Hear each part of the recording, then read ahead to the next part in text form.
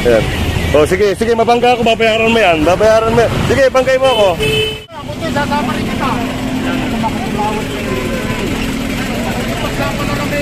At ito, tayo at samahan natin ang Task Force Special Operation at ang scope dito nga sa operation na ito. Kasunod lang tayo. Alang meron ditong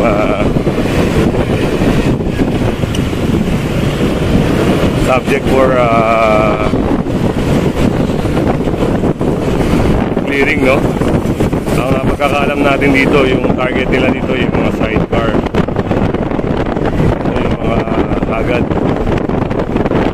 Nasa likod din natin ang mga ibang task force at yung ESCOG, siyempre.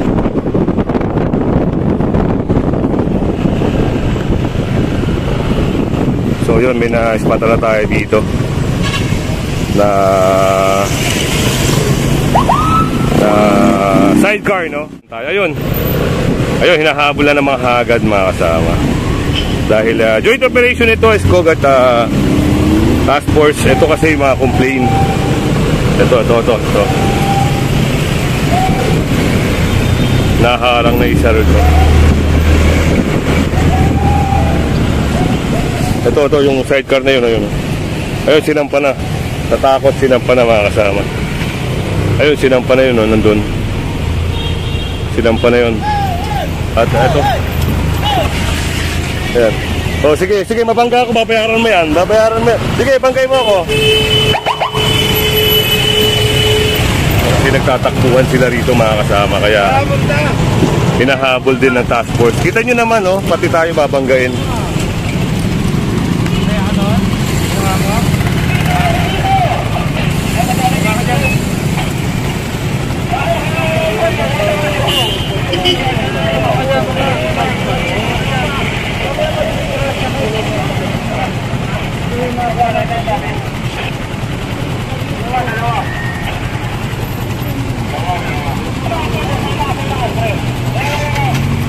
Ito nga.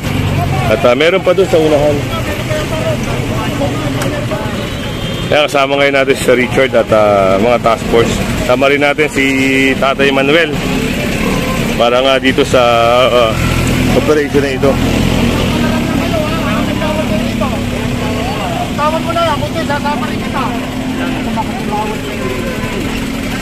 Pagsama na lang meron ito, ha? Ito nga, isasakay na. Wala kami pinakain na. Siyempre na makuha mo kung gaso na kailangan mas dito. Sinabi na kayo, bawal kayo rito. Wala naman kayo ano rito na pwede kayo tumakbo rito sa ano. Alam nyo, bawal kayo rito. Hindi naman kami nag-order ko eh. Ano tawag mo rito, kuya? Counter kuya, sumatanong kayo. Wala kami sa'yo. At ayun, nasakay na nga yung bike ni Kuya. Pero sinabihan na kayo na bawal kayo rito.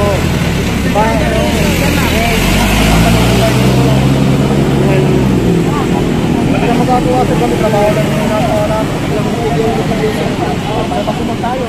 yun, mga kasama, sunod lang tayo. At meron pa ata doon. So, isang kariton dito, no, sa bridge. Ito, ikakarga nga rin ito, mga kasama.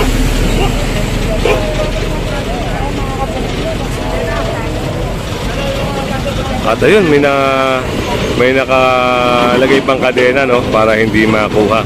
Pero kumpleto kasi ng gamit ng ESCOG. Yan, bobolt cutter yan para isakay, mga kasama.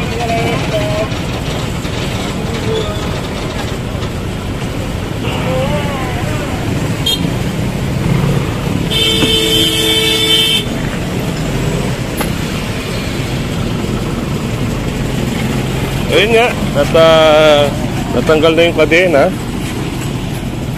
Sasakay na lang ito, mga kasama. Ito pala ay ano, no? Prutas, pinya. Hindi rin natatakot yung may-ari nito, mga kasama, na dyan na lang niya nilalagay yan.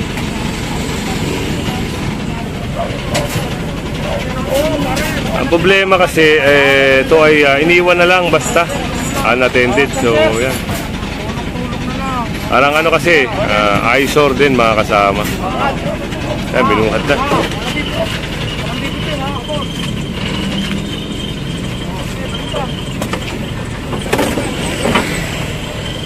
So yun.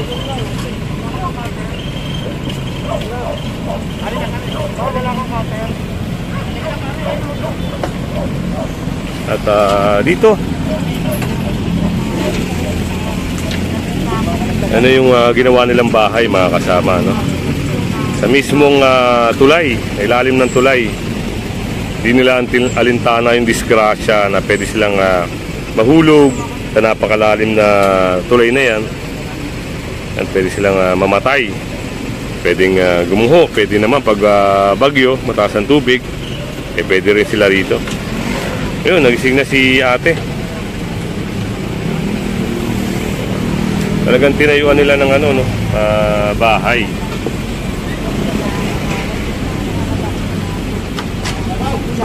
So yun, nakakuha na.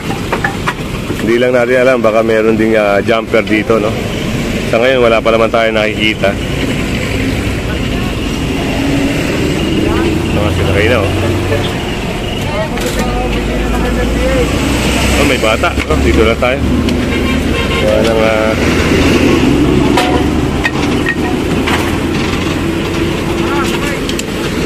ang bata na yan mga kasama, pwedeng gamitin yan as evidence, no?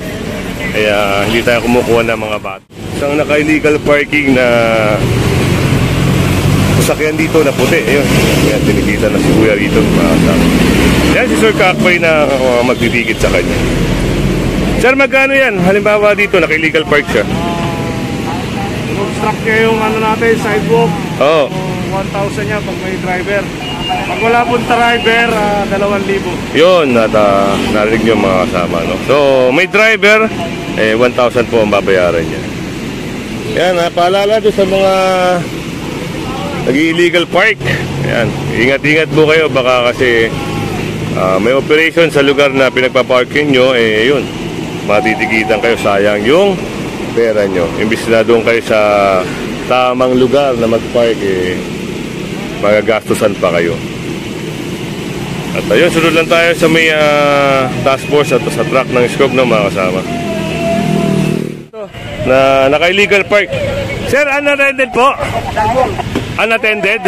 Unattended to 2. Yun mga kasama, at medyo malaki-laki, no? 2,000. Kaya ingat-ingat, oh. Sa inyo naman, no? Sidewalk. Yan, shoutout nga pala kay Mama Felia Wenceslao mga kasama. At yung mga kaibigan niya taga Bulacan, yan, shoutout po sa inyo. At eto kasi kanina hindi natin nabutan, no? Nandito pala yan sa may daanan. So yun, atras na lang ng team ni Sir Richard. Parang hindi na makabala sa sidewalk. At yun, pulang sasakyan, sorry. Ayan, matitikitan din po ng illegal parking. At ganoon din dito sa puting sasakyan. Ito, papakita ko lang sa inyo yung ticket mga kasama. Ito po yung ticket. At ayan, bayaran nyo na lang po yan sa any bayad center. At ayun yung pula, no? Andun na rin sa windshield yung ticket niya. Kaya sunod lang tayo doon mga kasama. Ito, mga kasama. Ito na naman yung mga nandito dati, no? Nandito na naman sila, bumalik na naman sila mga kasama. Kaya pinaalis na sila rito mga kasama, Ayan. Talagang ito talaga yung ginagawa nilang tirahan, no? At ayun, sa gawin na ron, isang tricycle din ang natikitan. At dito, yun, isang signage, no, na pwede nang maka-aksidente. Kaya yun, ipoporma lang yung truck. Ipoporma lang yung truck para tanggalin nga yan mga kasama.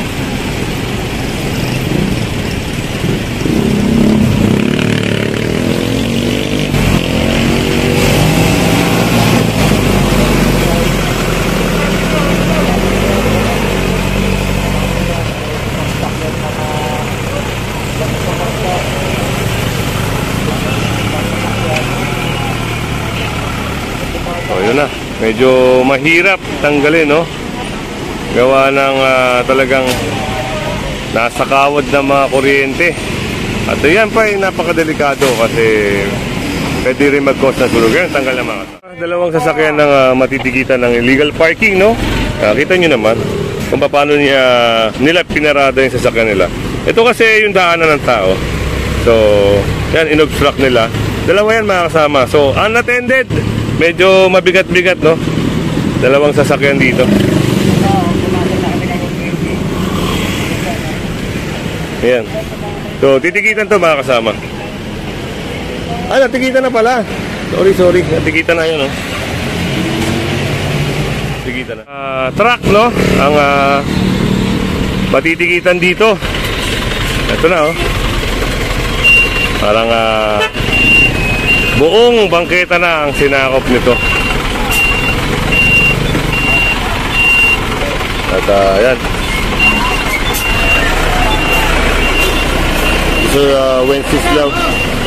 Sir Wenceslao na po ang magtitiket dito kay Kuya.